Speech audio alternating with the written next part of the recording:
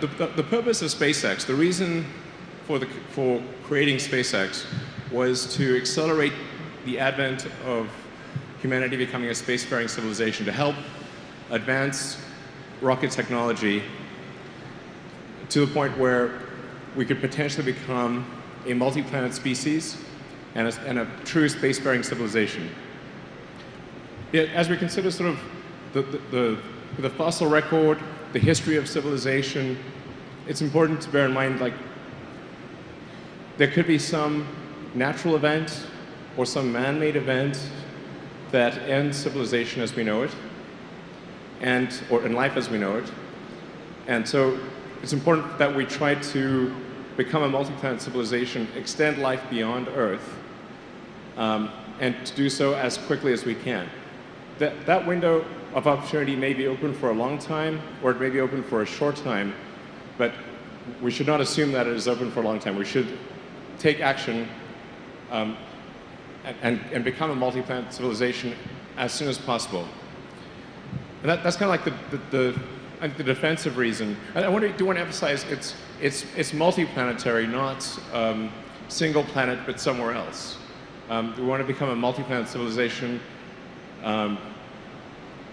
have life on Mars, Moon, maybe Venus, the moons Jupiter, throughout the solar system, and then ultimately extend life beyond the solar system to other star systems. But I think that's the future that's incredibly exciting. I think that's the future that we want. And you know, there's so many things that make people sad or depressed about the future, but I think becoming a spacefaring civilization is one of those things that makes you excited about the future, makes you excited to get up in the morning. Like, this is something that you can look forward to. That makes you glad to be a human being. I hope that people will see it that way. That is the intent of BFR, is to make people excited about the future.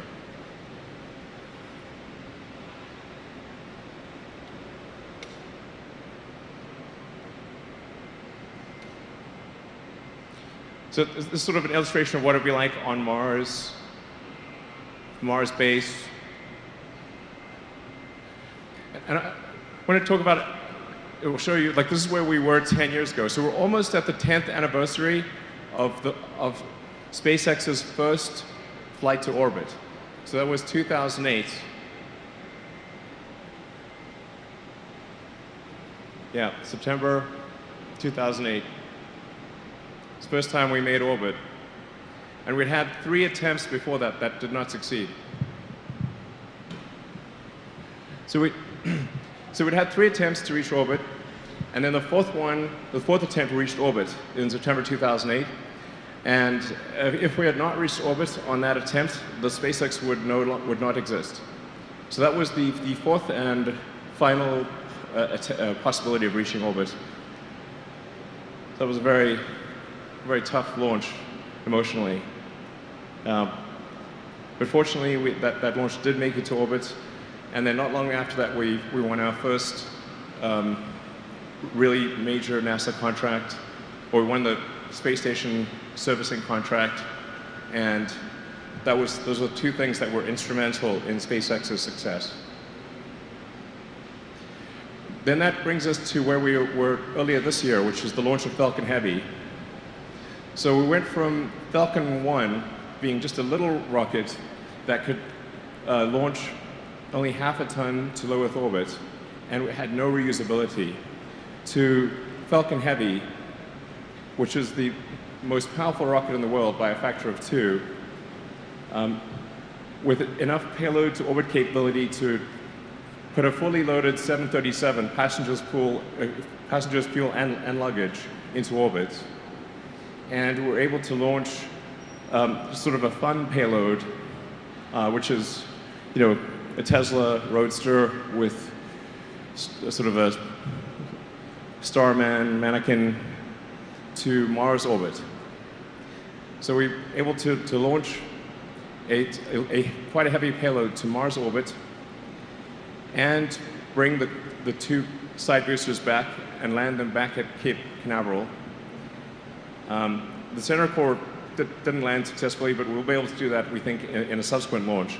But it was a massive change over the course of 10 years to go from just barely being able to get to orbit to the most powerful launch vehicle in the world by a factor of 2, to have a full reusability of the boost stage.